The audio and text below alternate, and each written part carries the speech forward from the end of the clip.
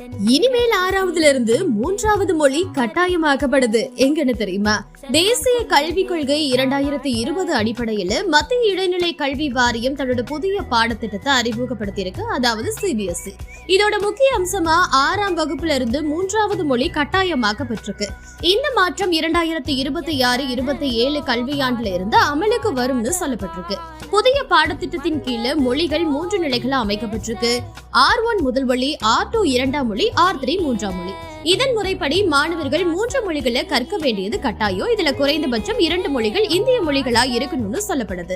முன்னதா 3வது மொழி 6ஆம் வகுப்புல இருந்து 8ஆம் வகுப்பு வரைக்கும் மட்டும்தான் இருந்த போது தற்போது 10ஆம் வகுப்பு வரைக்கும் தொடர்ற வகையில மாற்றப்பட்டிருக்கு.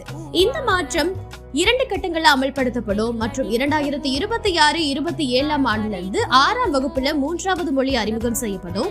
2029 இருந்து 30ஆம் ஆண்டிற்கான மேல்நிலைகளின் விரிவாக்கம் செய்யப்படும். தொடர்ந்து 3வது முறையா 2031 இருந்து 10ஆம் ஆண்டிற்கான பொதுத் தேர்வுல 3வது மொழி சேர்க்கப்படும் சொல்லப்படுது. 3வது மொழியை CBSE பாடத்திட்டத்துல சேர்க்கிறது குறித்து நீங்க என்ன நினைக்கிறீங்க? இதை நீங்க வரவேற்கிறீங்களா? மறக்காம கமெண்ட்ஸ்ல